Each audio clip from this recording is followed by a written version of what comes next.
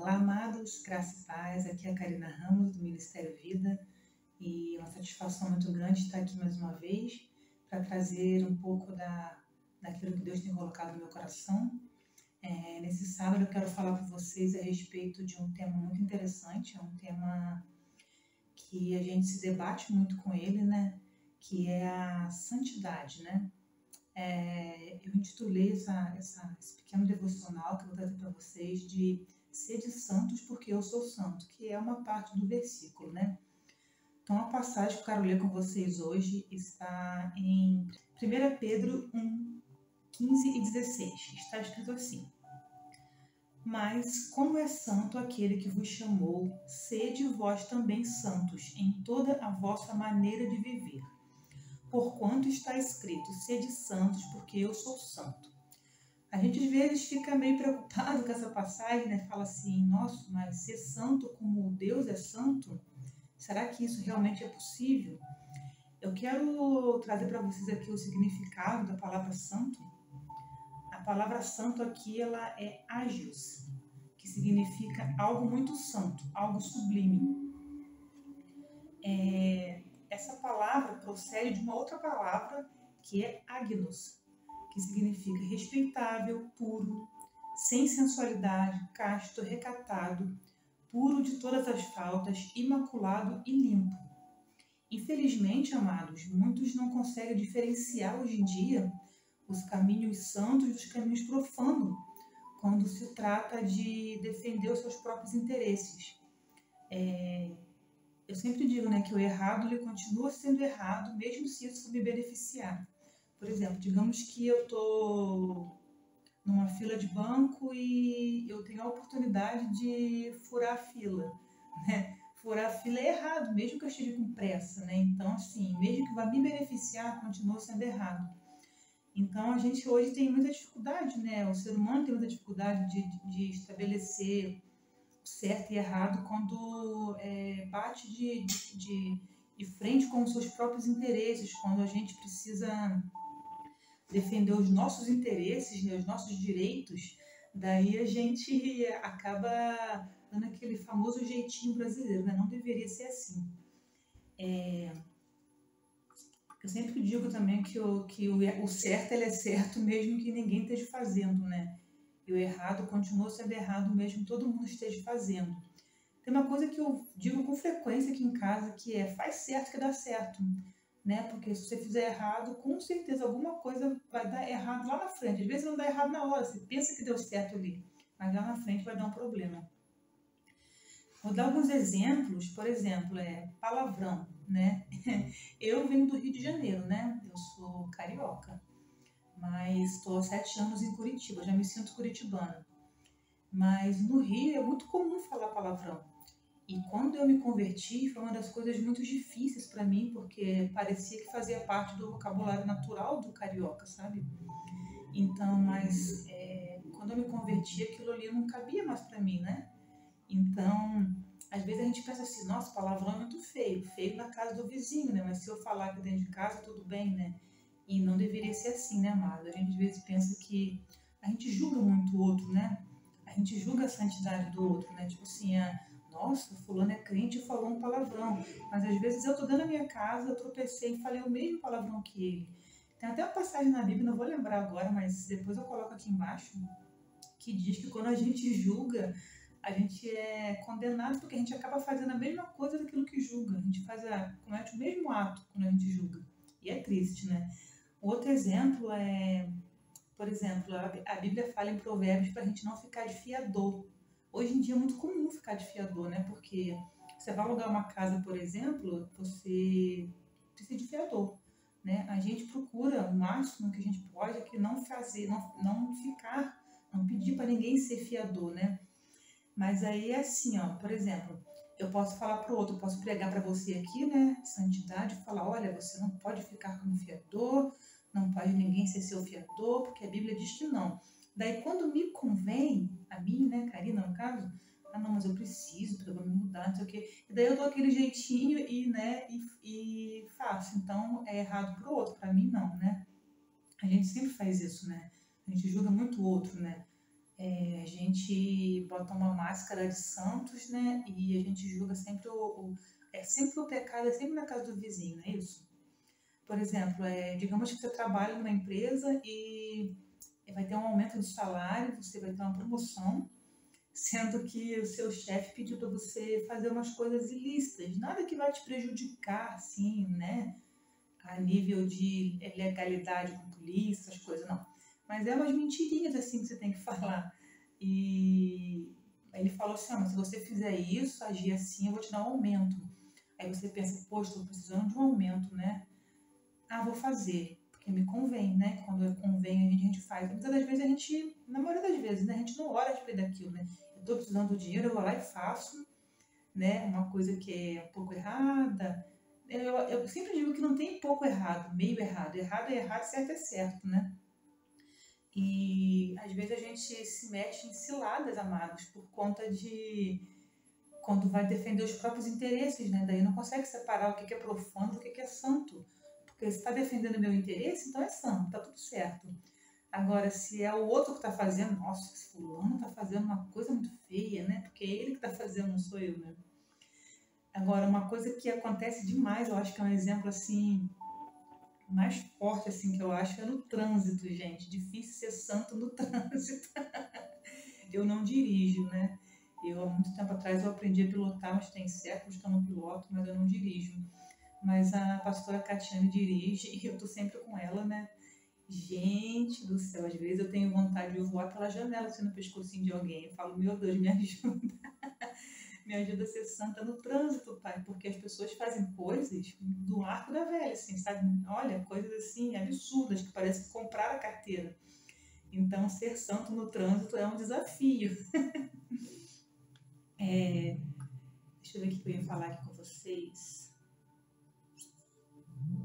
Com relação a essa questão de como ser santo em determinados momentos, né?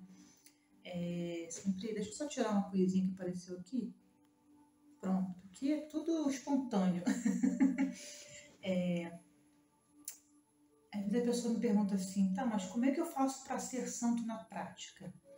Na verdade, na prática, na íntegra, nós somos santos, né? Nós somos justificados e nos tornamos santos a partir do momento que aceitamos a Jesus como o Senhor das nossas vidas, né? Suficiente Salvador.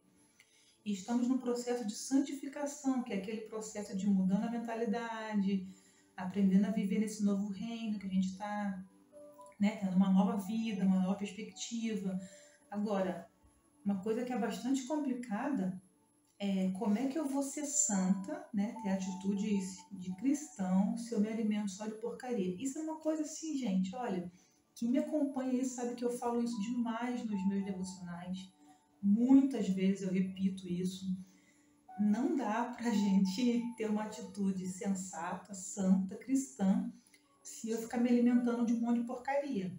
Se tudo que eu assisto é novela, se tudo que eu assisto é notícia ruim, se tudo que eu faço é ouvir música secular, jogar videogame, se eu fico me alimentando desse monte de porcaria, evidentemente a minha atitude não vai ser uma atitude de uma pessoa sensata, não vai ser uma atitude de uma pessoa cristã, né? Porque eu estou me alimentando de porcaria, a mesma coisa do meu corpo. Se eu alimento meu corpo de um monte de porcaria, ele vai engordar, eu vou ter colesterol alto, eu vou ter vários probleminhas de saúde, né? Então, é mais sério do que a gente imagina, né? Porque tudo que entra pelo nosso ouvido, né? Eu escuto uma música secular, eu tenho uma sensibilidade terrível. Eu não escuto em casa, evidentemente, né? Não escuto em lugar nenhum, né? Só quando eu saio para algum lugar, né?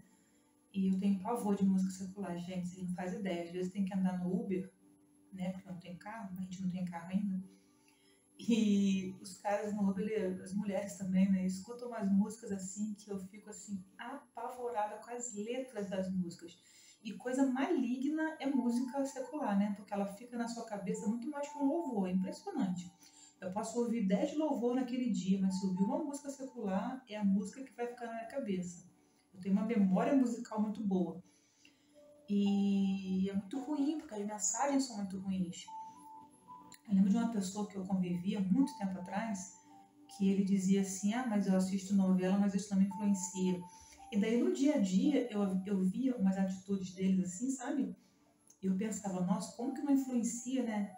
Ele está tendo várias atitudes estranhas que não são atitudes coerentes de um cristão, né? Então, como se ele influencia? Porque vai para o nosso subconsciente, né? Daqui a pouco a gente está fazendo aquilo, achando que é normal, e mente, acha que é normal, vai fazendo uma coisa ou outra, acha que é normal. Deixa eu aqui passar para frente, não me alongar muito. Eu queria dar um exemplo aqui interessante.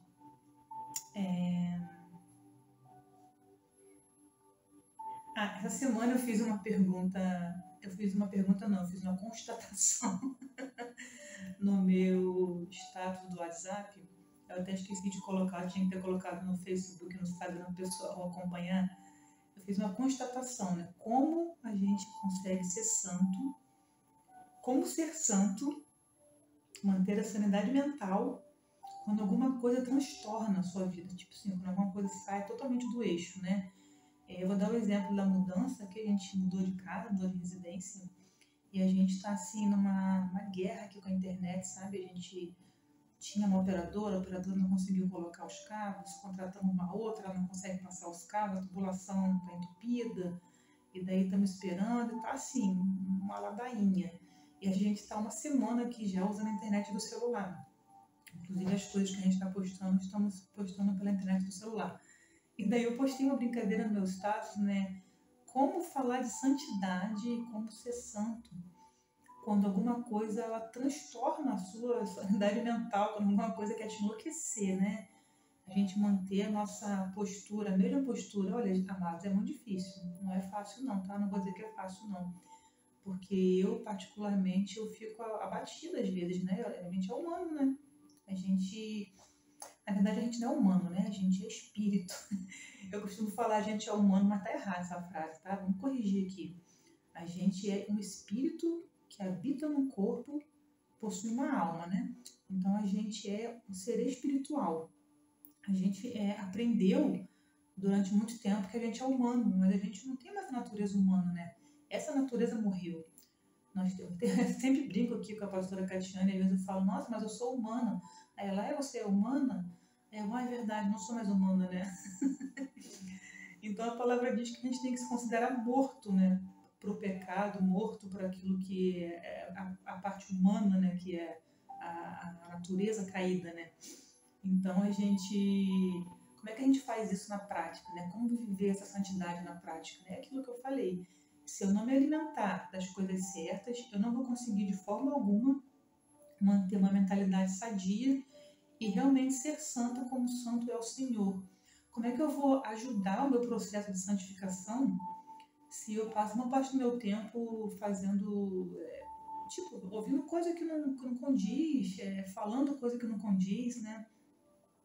É complicado porque muitas das vezes as pessoas elas separam um momento para Deus, seja no domingo, no sábado, na sexta, na quarta, no dia do culto, e daí no resto da semana elas fazem o que elas bem entendem. Só um minutinho. No resto da semana elas fazem o que elas bem entendem. E daí elas querem manter uma atmosfera de santidade. É impossível, gente. É impossível eu escutar uma videocassetada, por exemplo. Às vezes passa no Facebook. É impossível eu escutar uma videocassetada que tenha 3 palavrões e eu escutar de novo no dia seguinte, no dia seguinte, no dia seguinte, e aquilo naquela minha mente, daqui a pouco eu reproduzo aquilo. Então, qual que é a solução para isso, né? É a solução que eu sempre digo. Vou até pegar a solução para vocês. Eu vou pegar a solução por aqui. Deixa eu pegar essa. Vou pegar a Bíblia da pastora Catiana. Não conta para ela não, gente. Ó, a solução. Vocês estão vendo bem. Bíblia Sagrada é a solução.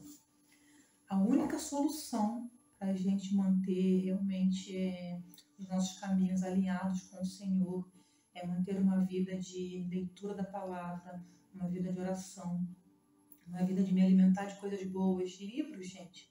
Tantos livros maravilhosos cristãos que tem. Tantos louvores assim para edificar a nossa vida, edificar a nossa fé. Então, não fiquem desesperados quando vocês lerem na Bíblia. Antigamente eu ficava desesperada. Ser santos como eu sou santa. Eu pensava, gente, isso é impossível. Como é que eu vou ser santa como santo é o Senhor? Mas Ele já me deu essa natureza. Ele já me fez assim santa, né? Agora é o processo de santificação, né? Eu não consigo isso com o meu esforço, com a minha própria força, mas eu contribuo quando eu me alimento de coisas sadias, né? Eu contribuo com o meu corpo quando eu dou a ele coisas saudáveis, coisas boas, alimento bom. Então, dever de casa, leitura da palavra todos os dias, gente. Não tem esse negócio de vou ler a palavra só no domingo, ou vou ler a palavra só no culto de quarta-feira, ou para quem prega, vou ler a palavra só para pregar.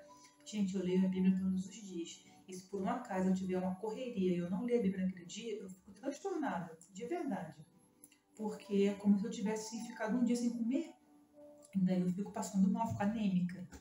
Então, amados, para que a gente consiga realmente ter uma vida de santidade, ter uma vida coerente diante de Deus, né? Ser um bom testemunho para as pessoas, né? Porque muitas das vezes a Bíblia que as pessoas vão ler somos nós. Eu vou falar isso no outro vídeo, se não me engano, do dia 18, sobre a questão da gente ser coerente com o que a gente diz. Muitas das vezes a pessoa ela fala uma coisa e ela vive outra, né? E isso não é coerente. Não é coerente eu chegar aqui e falar para você de santidade, falar que tem que ser assim, que tem que ser assado, e no meu dia a dia eu ser uma louca, né? Não é coerente isso, né? Não é coerente, não é santo e Deus não se agrada, né? Então que a gente possa realmente focar em ter uma vida consagrada ao Senhor, né? Leitura bíblica, oração. A gente tem no site do Ministério Vida alguns e-books lá para ajudar o estudo bíblico, né? A gente está sempre disposto a ajudar. Então é isso que eu tenho para dizer a vocês hoje. Era para falar 12 minutos, já falei 17. Vou tomar uma água. Vou orar com vocês para encerrar, tá bom? Pai, eu quero nesse momento, Senhor, te agradecer, Pai, por essa palavra, Senhor. Te agradecer, Pai, pela tua santidade, Pai. Te agradecer, Senhor, por ter compartilhado conosco, Pai, da tua natureza, Pai. Como é maravilhoso saber, Pai, que tu estás dentro de nós, Pai, morando, habitando aqui, Pai. Ah, Espírito Santo de Deus, é através de Ti, dentro de nós, que nós podemos realmente ser santos como santo é o Senhor, Pai. Que nós possamos, Pai, nesse processo, Pai, de santificação, Senhor, desejarmos ardentemente, Pai, te conhecer ainda mais, Pai, nos alimentarmos, Pai, da Tua palavra, Senhor, que é boa, Senhor, que é perfeita, Pai, que é o alimento puro, Senhor. Muito obrigada, Pai, pela Tua palavra, Senhor. Muito obrigada, Senhor, por ser a nossa instrução, Pai. Muito obrigada, Espírito Santo, por morar dentro de nós, por habitar aqui, Senhor, e nos conduzir, Pai, nos conduzir pelo caminho da verdade, Pai. Em nome de Jesus, Pai, eu peço que cada um dos meus amados que esteja ouvindo esse vídeo hoje, Pai, eles possam realmente desejar, Senhor, ter uma comunhão diária contigo, Pai, sabendo que esse é o caminho da santidade, Pai. Em nome de Jesus. Amados, mais uma vez é uma alegria estar aqui com vocês. Eu espero no próximo dia 18 trazer mais uma palavra, que a graça e a paz do Senhor Jesus Cristo esteja sobre cada um de vocês nesse dia. E até o próximo sábado. Um grande beijo.